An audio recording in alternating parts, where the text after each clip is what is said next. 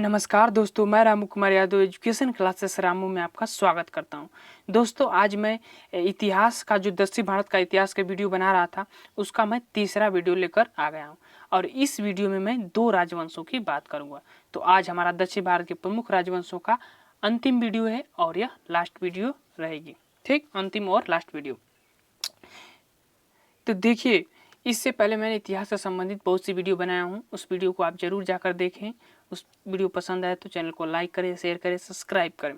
तो देखिए दोस्त, दक्षिण भारत के इतिहास में हमने इससे पहली जो वीडियो बनाया था, यानी कि दूसरा पार्ट का जो वीडियो था, उसमें मैंने 2 राजवंशों की बात किया था और इस वीडियो में राष्ट्रकूट वंश और चोल वंश की बात करेंगे। तो राष्ट्रकूट वंश की अगर हम बात करें तो यह 735 ईस्वी से लेकर 756 ईस्वी तक के काल का राष्ट्रकूट वंश का शासन था। उसके बाद चोल वंशों का शासन आया और वह 850 ईस्वी से 1275 ईस्वी तक शासन किए थे। ठीक, इस वीडियो में हम पहले संस्थापक पढ़ेंगे, फिर राजधानियाँ पढ़ेंगे उसकी, फिर उसके प्रमुख शासक पढ़ेंगे और कुछ मंदिर बनवाए निर्माण किए जो महत्वपूर्ण हैं उनको पढ़ेंगे और अन्य महत्वपूर्ण जो तथ्य हैं उनको इस वीडियो में हम पढ़ेंगे। तो चलिए अब सीधे अपने पॉइंट पर चलते हैं। देखिए, दक्षिण भारत के इतिहास की अगर हम बात करें तो पिछली वीडियो अगर हम देखें तो उसमें हमने संगम काल का पहली वीडियो बनाया, पहला पार्ट। उसके बाद दक्षिण भारत के कुछ राजवंश थे, उसमें से मैंने पल्लव वंश और चालुक्य वंश की वीडियो बना चुका हूँ, वह दूसरा वीडियो हमारा था। आज हमारा तीसरा वीडियो है जिसमें राष्ट्रकूट वंश और चोल वंश को पढ़ेंगे। ठीक, तो एक चीज़ का ध्यान रखिए, देखिए यहाँ कन्फ्यूजन बना रहता है कि ये चोल वंश यहाँ भी है और चोल वंश यहाँ भी है।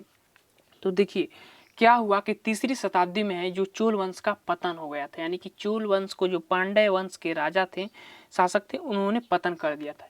फिर लेकिन 9वीं शताब्दी में जाने के बाद चोल वंश का फिर से उदय हुआ। इसीलिए हमको दोनों में पढ़ रहे हैं, संगम वंश के काल में भी पढ़ रहे हैं और दक्षिण भारत के प्रमुख राजवंश हैं उसमें भी इसको हम पढ़ रहे हैं, क्योंकि 9वीं शताब्दी में जाकर चोल वंश का उदय हो गया था।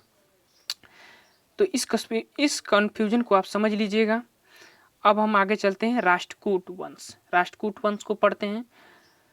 राष्ट्रकूट वंश की अगर हम बात करें तो इसकी देखिए, ये मैप में राष्ट्रकूट वंश दिख रहा है आप लोग को हर एक क्षेत्र में। तो ये राष्ट्रकूट वंश है। इसकी स्थापना संस्थापक दंती दुर्ग है और इसकी राजधानी जो है मान्यखेत है। इसकी राजधानी मान्यखेत की। राजवंश के कुछ प्रमुख शासन हुए। हम लोग पूरे राजाओं के बारे में नहीं पढ़ रहे हैं क्योंकि वीडियो ज़्यादा लंबा हो जाता है और वो जितना जो महत्वपूर्ण है उसी चीज़ को मैं इसमें इंक्लूड किया हूँ। तो इसके प्रमुख कुछ शासक हुए जहाँ से प्रश्न बनने के चांसेस रहते हैं, उन शासकों के बारे में हम पढ़ेंगे। जैसे कि प्रथम कृष्ण प्रथम, ध्रुव प्रथम, गोविंद तृतीय, अमोधवर्ष और कृष्ण तृतीय, ये जो प्रमुख शासक हैं 5 राष्ट्रकूट वंश के, इनके बारे में हम पढ़ेंगे। तो एक एक करके इनके बारे में पढ़ते हैं। तो देखिए, कृष्ण प्रथम दंती दुर्ग के बाद अगला शासक बना कृष्ण प्रथम। इसने एलोरा के प्रसिद्ध कैलाश मंदिर का निर्माण कृष्ण प्रथम ने ही करवाया था। तो ये जो मंदिर है एलोरा का कैलाश मंदिर, इसका निर्माण कृष्ण प्रथम ने ही करवाया था और ये बहुत ही महत्वपूर्ण है मंदिर है, क्योंकि यह जो मंदिर बनाया गया है ये पूरा जो ये पहाड़ का उसको काट कर इस मंदिर को बनाया गया है। इसको अलग से जोड़ा नहीं गया, इस पहाड़ को काट काट कर इस मंदिर को बनाया गया है। इसीलिए इस मंदिर को यूनेस्को के विश्व धरोहर में भी शामिल किया गया है। अब हम आगे चलते हैं। आगे चलने के बाद अगला शासक जो ध्रुव थे, उनसे बहुत ही एक महत्वपूर्ण पॉइंट है वो बनता है, जैसे कि यहाँ लिखा हुआ कि ध्रुवों को धारावर्ष के नाम से जाना जाता है। तो ये सिर्फ उनसे महत्वपूर्ण था, ध्रुव शासक थे, उनसे ये पॉइंट बस महत्वपूर्ण था। जो महत्वपूर्ण है उन्हीं चीज़ को इंक्लूड किया हूँ। ठीक, अगला शासक गोविंद तृतीय के बारे में हम पढ़ते हैं। तो गोविंद तृतीय बहुत ही प्रतापी शासक था। उसने पल्लव वंश के शासक, पांड्य वंश के शासक और गंग वंश के शासकों को पराजित किया था। तो गोविंद तृतीय बहुत ही प्रतापी शासक था राष्ट्रकूट वंश से। ठीक, अगला शासक गोविंद तृतीय के बाद उसका पुत्र अमोधवर्ष अगला शासक बना। यह जैन धर्म का अनुयायी था। इसने कन्नड़ भाषा में कवि राजमार्ग की रचना किया था। तो याद रखिएगा, अमोघ वर्ष जो था वह गोविंद तृतीय का पुत्र था। वह जैन धर्म से अनुयायी था। ये पूछते का महत्वपूर्ण है। और वह कन्नड़ भाषा में कविराज मार्ग की रचना किया है। ठीक, इस वंश का अंतिम और महानतम शासक कृष्ण तृतीया था। अब आगे चलिए, इसी के दरबार में यानी कि कृष्ण तृतीया के दरबार में ही कन्नड़ भाषा के प्रमुख कवि पोनन रहा करते थे, जिन्होंने शांति पुराण की रचना की। तो ये महत्वपूर्ण है। पोनन पुराण किसके शासनकाल में रहते थे? तो कृष्ण तृतीया के शासनकाल में रहते थे। राष्ट्रकूट वंश का अंतिम शासक जो है कृष्ण तृतीया था। ठीक, और पोनन ने शांति पुराण की रचना की। तो इस चीज को ध्यान में रखिएगा। अब आगे चलते हैं। आगे चलने के बाद हमने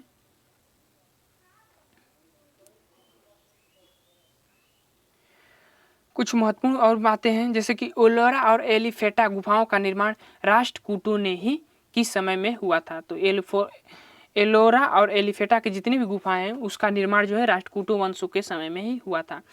एलोरा में 34 गुफाएं हैं, जिसमें से 1 से 12 बौद्धों की गुफाएं हैं, 13 से 39 हिंदुओं की गुफाएं हैं और 30 से 34 तक जैनों की गुफाएं हैं। तो इस चीज को याद रखिएगा। 34 गुफाएं हैं, जिसमें से 1 से 12 बौद्धों की, 13 से 29 हिंदुओं की और 30 से 34 गुफाएं जो हैं जैनों की गुफाएं हैं। तो एलोरा और एलिफेटा की जितनी भी गुफाएं हो राष्ट्रकूट वंश में ही उस समय में ही उसका निर्माण किया गया था। अब आगे चलते हैं चोल वंश। अब राष्ट्रकूट वंश से जितने भी शासक थे महत्वपूर्ण, मैंने उनको पढ़ा दिया। अब हम पढ़ेंगे इस आगे चोल वंश को। चोल वंश की अगर हम बात करें तो संगम, देखिए चोल वंश का मैप में देख लेते हैं। तो चोल वंश एकदम तमिलनाडु के क्षेत्र में पड़ता है, याद रखिएगा मैप के हिसाब से। ठीक, संगम काल में 3री शताब्दी में चोल वंश का पतन हो गया था। फिर बाद में 9वीं शताब्दी में इसका दोबारा उदय हुआ था। याद रखिएगा, 3री शताब्दी में इसका पतन, 9वीं शताब्दी में फिर इसका उद्गम हुआ था चोल वंश का। चोल वंश के अब 9वीं शताब्दी में इसके संस्थापक विजयाल थे, राजधानी तंजौर थी। और इस शासक के जो महत्वपूर्ण या प्रमुख शासक है उनके बारे में हम बात करेंगे। तो जो 3 प्रमुख शासक है, जैसे कि प्रांतक प्रथम, राजराज प्रथम और राजेंद्र प्रथम, इन 3 शासकों को हम इस वीडियो में पढ़ेंगे। यहाँ से प्रश्न बनने के चांसेस रहते हैं या बन सकते हैं। तो ये महत्वपूर्ण है, उन्हीं चीज़ों को मैं इंक्लूड किया हूँ इस वीडियो में। तो अब आगे चलते हैं। आगे चलने के बाद प्रांतक प्रथम के बारे में पढ़ते हैं। देखिए, प्रांतक प्रथम की अगर हम बात करें तो इसके शासनकाल में राष्ट्रकूट शासक कृष्ण तृतीया ने आक्रमण किया था। प्रांतक प्रथम के शासनकाल में इसी इतिहास में इस युद्ध को तककोलम का युद्ध कहा गया है और इसमें चोलों की बुरी तरह से हार हुई थी। इस युद्ध में जो है चोलों की बुरी तरह से हार हुई थी प्रांतक के शासनकाल में। इस युद्ध में प्रांतक का बड़ा पुत्र राजादित्य भी पराजित मारा गया था। तो इस युद्ध में चोलों की बहुत बुरी तरह से हार हुई थी। इस युद्ध को तककोलम के युद्ध के नाम से जाना जाता है। तो ये महत्वपूर्ण प्रांतक से संबंधित पॉइंट थे। अब आगे चलते हैं। राजराज प्रथम, इसको भी पढ़ लेते हैं। अब देखिए, राजराज प्रथम की अगर बात करें तो राजराज प्रथम चोल वंश का सबसे महानतम और शक्तिशाली शासक था। यह शैव धर्म का अनुयायी था।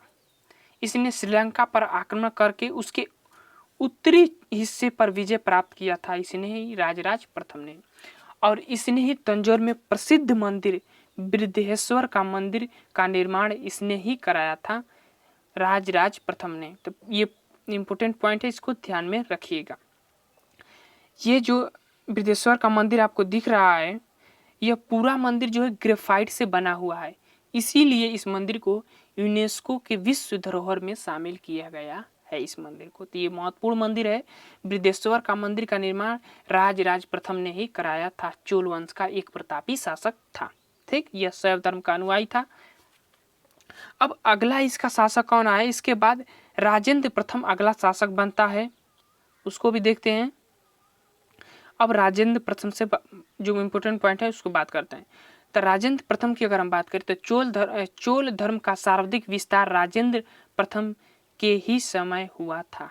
सर्वाधिक विस्तार की अगर बात करें तो चोल वंश का सर्वाधिक विस्तार जो है राजेंद्र प्रथम के ही समय में हुआ था। राजेंद्र प्रथम ने संपूर्ण लंका को जीत कर अपने राज्य में मिला लिया था। ये पूरे लंका को ही जीत लिया था और इसने गंगेकोंड चोलपुरम को चोलों की नई राजधानी बनाई थी। अभी पिछली राजधानी जो थी वो तंजौर थी, उसके बाद गंगेकोंड चोलमपुरम इसने नई राजधानी बनाई जो है चोलों की। ठीक, चोल वंश का अंतिम शासक राजेंद्र तृतीय था। तो ये थे चोल वंश के शासक। अब कुछ अन्य महत्वपूर्ण तथ्य हैं इस वंश से, इन वंशों से, तो उसको समझ लेते हैं। ठीक, पहला पॉइंट है कि चोल वंश में भगवान विष्णु के उपासक को अलवार कहा जाता था।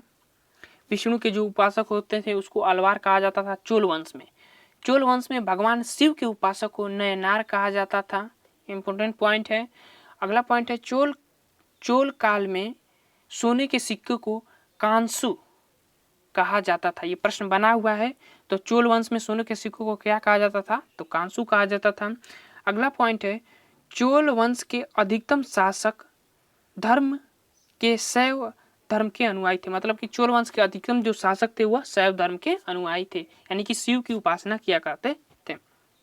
चोल वंश के राजा अपना उत्तराधिकारी अपने शासन काल में ही घोषित कर देते थे। तो ये बहुत इंपॉर्टेंट पॉइंट है कि जब चोल वंश के जो शासक होते थे अपना उत्तराधिकारी, यानी जब वो मरने वाले होते थे, वृद्धा हो जाते थे, तो वो अपने मरने के पहले ही उत्तराधिकारी को घोषित कर देते थे। इस वंश की सबसे महत्वपूर्ण ये विशेषता है चोल वंश की। तो इस तरह से हमारा ये था जो महत्वपूर्ण दक्षिण भारत के दो राजवंश बचे हुए थे, राष्ट्रकूट वंश और चोल वंश, उनको भी मैं इस वीडियो में कवर कर चुका। तो अब हमारा जो है जो दक्षिण भारत के जितने भी राजवंश है या दक्षिण भारत के जितने भी इतिहास है उसको हमने कवर कर दिया है।